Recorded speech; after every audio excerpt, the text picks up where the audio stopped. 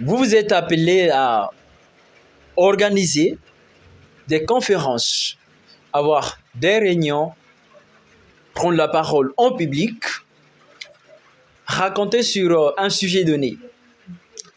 Comment faut-il faire pour ramener l'auditoire à la concentration? Qu'est-ce que vous devez faire pour entrer dans la tête de l'auditoire, c'est-à-dire le public? Nous allons parler de la communication. Pour être précis, nous allons voir un point important, l'incarnation du message. Comment faut-il faire pour incarner le message qu'on apporte devant un public? L'incarnation du message ou bien du sujet se manifeste par la gestuelle, se manifeste par la posture, la voix et l'émotion qu'on doit refléter face à un public. L'incarnation du message. Un point indispensable que beaucoup négligent. J'aime plus les comédiens parce que ce sont des personnes qui savent comment faire rire, toucher des gens par des paroles, des mots. Donc, ils savent en réalité quelles sont des paroles, des mots qu'il faut utiliser pour toucher ces personnes devant. Alors, vous aussi, c'est de même. C'est de même, l'incarnation du message consiste juste d'être un avec le message qu'on apporte. Quels sont les gestes qu'on doit faire? Quelle est la posture qu'on doit adopter? Et quelle est la voix qu'il faut donc avoir? Dès cet instant que vous connaissez, vous maîtrisez votre sujet. Ne le dites pas seulement banalement. Il faut savoir comment respecter les temps, la voix, la mélodie de votre voix et les paroles touchant au public. Je vais vous faire comprendre ça en profondeur. Suivez-moi bien. L'incarnation du message commence par soi-même. Je connais le sujet et j'apporte le sujet. Mais comment faire pour ramener le public qui me suit à être connecté avec moi? Parce qu'il s'agit de partager cette émotion à ceux qui m'écoutent. Qu'ils adhèrent, qu'ils soient connectés, emportés par l'émotion.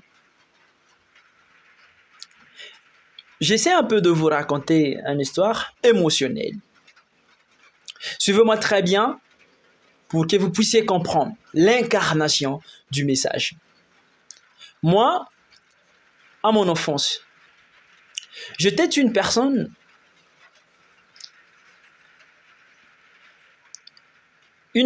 négligée par mes parents. Pas tous les deux parents, mais je dirais plutôt mon père, qui n'arrivait pas à prendre soin de moi. Et moi, pour faire bien mes études, il fallait passer chaque jour par des corvées difficiles. Et je souffrais. Je souffrais fort. C'était difficile pour moi d'avoir quoi manger, de quoi s'habiller et de quoi me déplacer. Donc, il n'y avait pas le soutien là. Il n'y avait pas le soutien. Chaque fois qu'il y a eu rentrée, c'est-à-dire l'année scolaire, je devrais d'abord aller vers le village, travailler péniblement pour trouver de l'argent et revenir.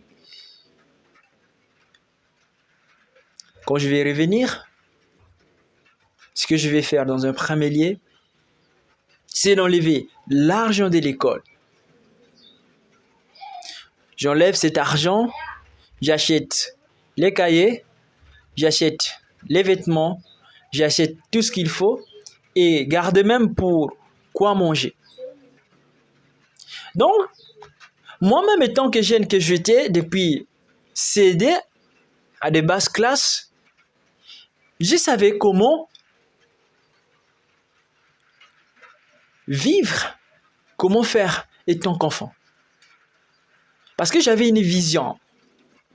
Ma vision, c'était de réussir, c'était pas de m'arrêter pauvre.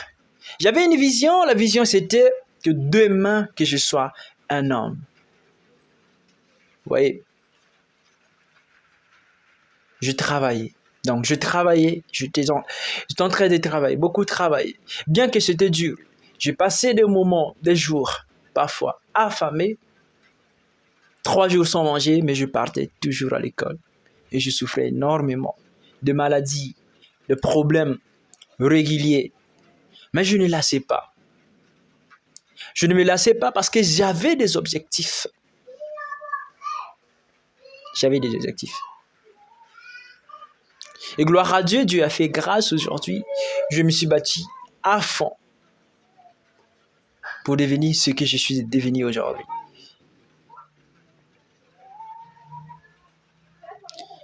J'avais les soucis là en moi. Les soucis. Le souci de ma mère qui souffrait, elle seule qui m'aidait. Il m'arrivait des fois quand je suis là, avec ce problème que je traversais, parfois de vouloir même pleurer seul quand je suis à la maison, sur le lit. Même dès que je suis en train de vous dire ces choses, je suis touché quand j'essaie de me rappeler, sur ces choses, de mon histoire, mon passé. C'était pas facile. Donc voilà. Vous avez vu comment je suis allé.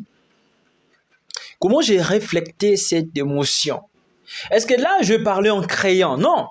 Il s'agit d'un sujet qui fait mal. D'une histoire émotionnellement, souffrant. C'est-à-dire, il s'agit de la souffrance d'une vie. Quels sont donc les mots que je peux dire pour que vous qui m'écoutez, vous le public, avoir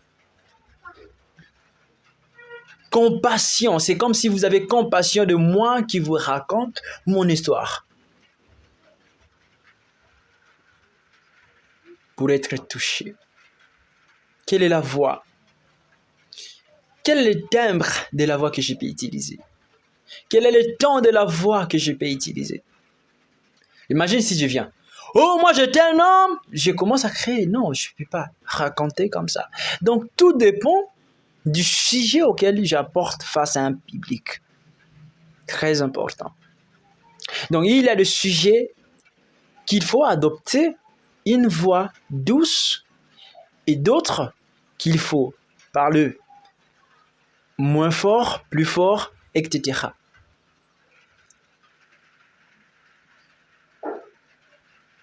Abonne-toi et écris-moi en commentaire pour le soutien que tu as pour moi. Je serai très content de te voir abonné à ma chaîne pour me soutenir, pour aller de l'avant. Merci. Tout ce que je peux vous souhaiter, c'est que Dieu vous garde en forme et en bonne santé. Merci.